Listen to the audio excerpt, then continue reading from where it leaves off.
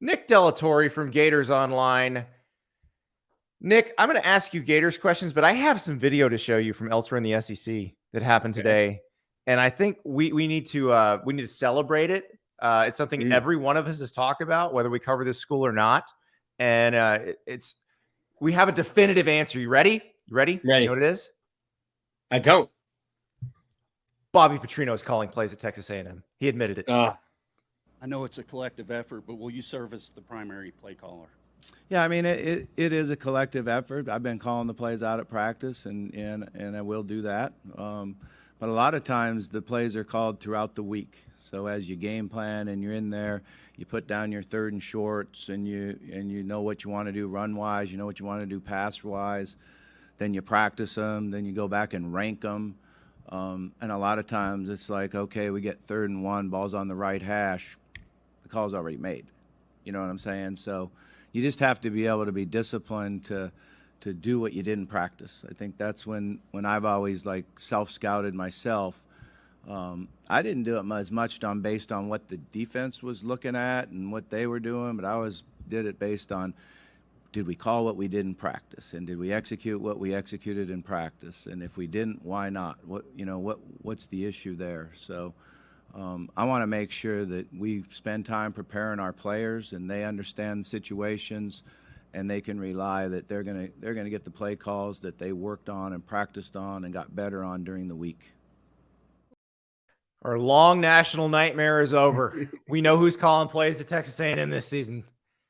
I'll believe it when Jimbo doesn't have that Waffle House menu and a headset on. That's when I'll believe it. You know, that's a Bobby Cheesecake Factory menu, man. Yeah, with the pages. Yeah. Yes. Just don't keep the calories off of it. Listen, if I'm at Cheesecake Factory, I know I'm not making a great choice. Don't show me that. Exactly. No, the Waffle House menu is actually very efficient. It all fits into one page. What he has is 10 Waffle House menus. So, yeah, we'll see how that goes. You're right. Need to see it. Maybe for the season opener, but want to see it when they go to Miami. Like, are you really chilling out, or the reading glasses on and you're looking for the orange chicken, but you're stuck on the salads that have 2,500 calories? Orange chicken's page 7, Andy. That's I know. The brunch menu in the back is the that's the best one. So, Nick, you actually got to watch Florida practice for once, and that doesn't happen very often. This is a team, I feel like they have tried very hard to not let us see a whole lot. But I've gotten a sense from when I've talked to people, we saw Billy Napier at SEC Media Days, that there's a little bit of quiet confidence that is not reflected in the Vegas win total. Yeah, I think the big talking point has been that it's not just the players that are in year 2 of the system. It's the coaches and the staff. And you've been out at practice. You've seen the absolute gigantic army of a staff that they have. Those people also know how to go. So I think from an efficiency standpoint, they're really excited about how quickly they're able to run through things. They're not teaching not only the players, but also teaching assistant coaches and trainers how Billy wants things run. And then from a standpoint of the portal, the guys who wanted to leave, the guys who didn't buy in, that didn't want to be a part of this, they're gone. And you got guys who wanted to be in, who've bought into the program. So when Derek Wingo and other players say things like, this is the closest team I've ever been on, I'm like, yeah, well, it's August. You haven't lost a game yet. We hear that every year. Yet. Yeah, right. Exactly. Every team in August is the closest they've ever been. But I think there is a little bit of credence to that, just in that the guys who didn't want to buy in, who wanted to jump ship, they had their opportunity and they did. And the guys that are here want to be here. Now, do you still want to be here if the team has 4 losses in October and you're not getting reps and you're not getting snaps? That remains to be seen. But right now, there is quiet confidence in that building. So I think probably what everybody wanted to see was, 1, what do some of these transfers look like? And 2, are there true freshmen who can come in and play right away? And there were early enrollees. We got to see Kelby Collins in the spring, got to see Andy Jean in the spring. One's an edge rusher, one's a receiver. The one I'm curious about is receiver Eugene Wilson, who did not come in the spring. But all the people who follow recruiting told me that he's from Tampa, potentially could be a real threat joining Ricky Pearsall early. This is a kid who I think if Ricky Pearsall would have chosen to go to the NFL would be your starting slot receiver. Wow. And that's how highly I think of him. He came to campus. He's benching over 300 pounds. He's squatting over 400. And he's 5'10", $180. You know, he's back in my playing weight, maybe in your middle school weight, but putting up college Andy reps in the weight room. So this is a kid who can make moves in a phone booth, make you miss in a phone booth. I think he'll get some chances on punt return as well. But Ricky Pearsall has also played some outside receiver. And as Florida looks for guys to replace some of the guys they had outside, if Pearsall can do that, that helps his NFL stock, showing that he's not just a slot receiver. But if you can get Trey Wilson, which is what they call him, Eugene Wilson III, if you can get Trey in, that allows Ricky to go outside. And then I think you have a couple guys with Caleb Douglas, Eugene Wilson, and Ricky Pearsall that can give you a nice threat in the passing game for Graham Mertz. Yeah, well, speaking of Graham Mertz, that's another guy everybody wants to know about. Did not look good in the spring game. Looked like the defense was manhandling the offensive line. Where is he in this offense?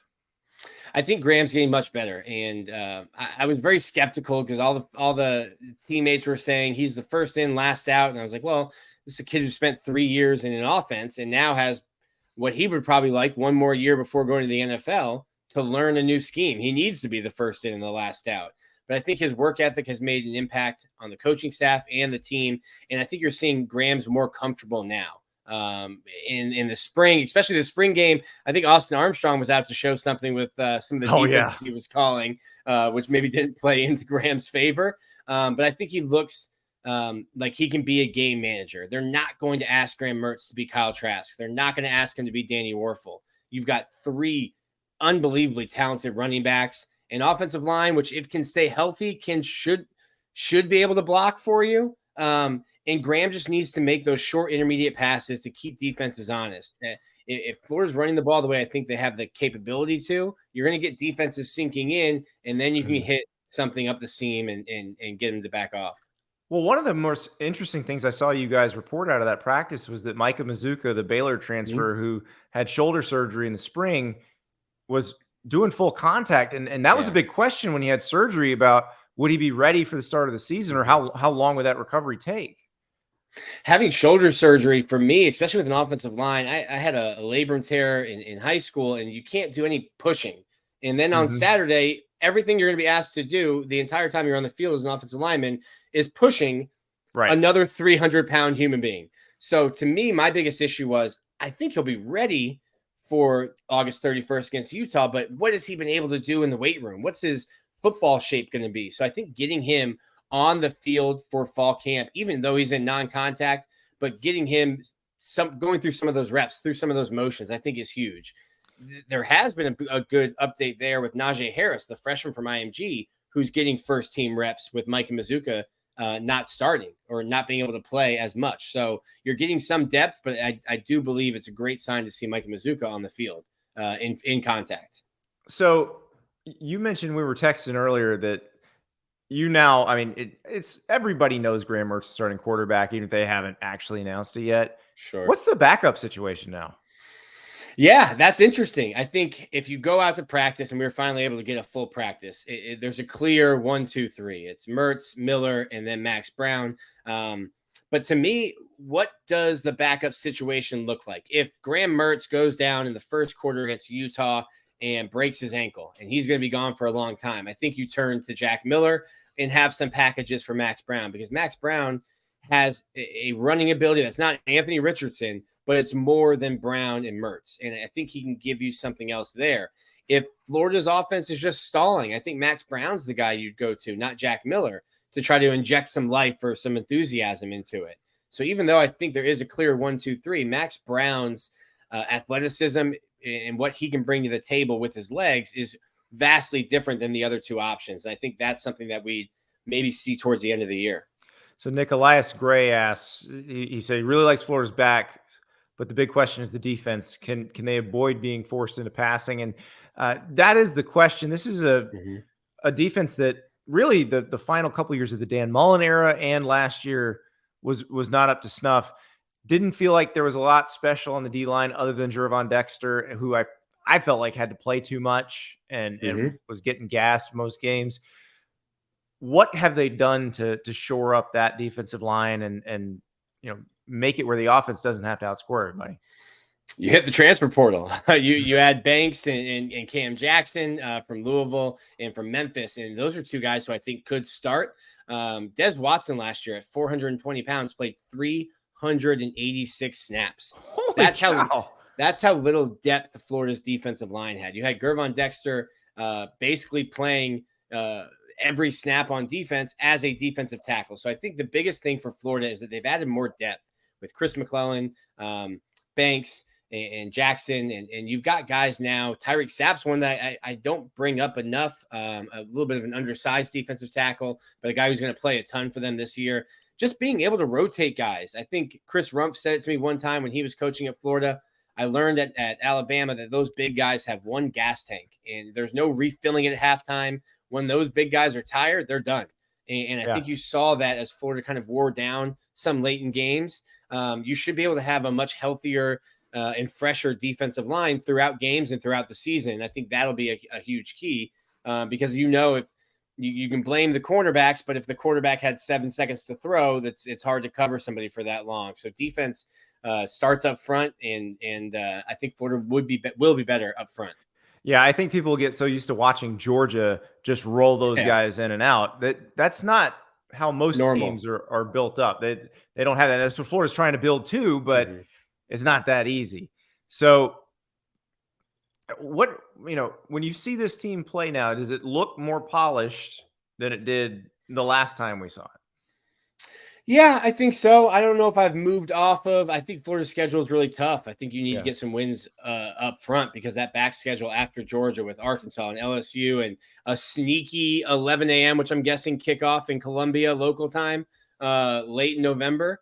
I think there's some losses on the back end of the schedule. So I think Florida, when we talked about at the beginning of this segment, Andy, believing in themselves, get a win at Utah, beat Tennessee at home, start feeling good about yourself early on in the season so you have some confidence for when things, when you have to go to LSU, when you have to go to Jacksonville to play Georgia. I'm more excited about the team now after seeing them. I think Caleb Douglas is a guy, another freshman, Dijon Johnson in the secondary that I like a lot. So I'm seeing more guys that I think will be able to run in and get some reps. I do still think this is probably a 7-win Florida team this year. I think people would take 7 wins. 7 Depending wins on how they're constituted and who's playing well. Yeah. You don't need 5 blowouts and 7 squeakers to 7 squeaking wins. So it'll be interesting. And to me, it's the recruiting class is so good, and it's kind of the scales of justice. How bad can the season be? How good does the recruiting class need to be to kind of level it out? And I think where they are right now with 21 guys, that they're set. Now you're kind of trying to cherry pick and add, a cherry on top of the sundae and grab a high 4-star or a 5-star. But I think the vision with the recruiting class that they have in 24 is going to sell fans enough as long as you don't look terrible on the field this season. See, I think both of those things go together. I think to make sure all those players sign with you in December, you've got to play somewhat well. If it's a disaster, you think about where Florida is right now. And we'll actually next segment, we're going to talk about the On3 industry team rankings. Florida's sitting there at number 3 right now. Mm-hmm. If they are not playing well, if it is a disaster, if I am Georgia, Alabama, Auburn, Oklahoma, Texas, all the people who are going to be recruiting against Florida, I'm just hammering away on these players. You sure you want to do that? You sure want to do it? But if Florida looks good, if they're winning games, if when they play a more talented team, they're playing tough, those guys are going to sign. Mm-hmm. It's the age old. Well, these aren't our guys. And despite, I think by my count, there's 70 guys, whether they're walk on or transfer portal or recruiting class, that Billy Napier did have a hand in recruiting on Florida's roster right now. The recruiting tactic of these aren't my guys. We need you here. We couldn't run the ball. 5-star left tackle. Look, we gave up 7 sacks to Georgia. We need you playing left tackle. So there is some of that you can play, but also, is Brian Kelly sending DMs to a high 4-star, 5-star guy if LSU beats Florida by 30 in Baton Rouge? 100% he is. Probably, yeah. So you can't get kicked in the teeth all year and expect to keep the class. Trojan in Hawaii says, be careful counting on a victory against Utah. No one's counting on that. Florida's going to be a touchdown underdog at Utah. Yeah. Everyone was surprised when Florida beat Utah last year. So it took a Superman effort from Anthony Richardson to beat Utah at home last year. Yeah, that was one of the more stunning wins that I saw last year. I figured Utah would come in and if you watch Florida play the rest of the season, it made it more surprising because Utah, very good team, won the Pac-12, beat USC twice, So yeah, I'm not expecting them to go to Rice-Eccles Stadium and win, but I'm excited that you get to go watch a game at Rice-Eccles Stadium, Nick, because it is a night game there is awesome. I'm looking forward to it. I've never been to Utah. I thought my first time to Utah would be to ski. But I guess I'm not expecting snow. Hopefully, no snow later this month there. But gonna get up to Yellowstone and get some great sightseeing while I'm out west. But the biggest thing for me there is what is Cam Rising, and even if he's playing, what is his health? And if Cam Rising is not 100%, if he can't run like he did last year and extend plays, then Florida has a better chance because I think Austin Armstrong is almost looking forward to a guy 7 months off of ACL surgery taking the first snap and how many guys can I blitz and how much pressure can I bring? Well, and Kyle Whittingham, I think, kind of tried to manage expectations at Pac-12 Media Day where he said, hey, it's going to come right down to the wire as to whether he can start or not. So it's going to be fun. Now, 2 words for your time in Utah: High West. That is the distillery based in Park City. The Rendezvous Rye is awesome. The American Prairie Bourbon is awesome. And then they have one called Campfire that is a blend of the rye and the bourbon, and which sounds weird, but I promise it's spectacular. See, you got everyone listening. Andy and I have known each other for a while. He knows the way to my heart. He knows how to book travel for me. Where's the rye? Where's the bourbon? He knows exactly where I need to go, and we won't waste. I don't think I will waste time. I really think you should land in Salt Lake. If you're coming on Wednesday, just drive over to Park City. Park your ass at the High West Distillery. Actually, don't drive over to Park City. Uber over to Park City. Uber. Yeah. Park your ass at the High West Distillery. Close it down and then Uber back. Beautiful. Listen, I could be a travel agent. I'll help you plan. You are the high cholesterol travel agent of the South. Exactly. in the Midwest. High alcohol content too. So, all right, Nick Torre from Gators Online. Thank you so much for joining us. Thanks, Andy.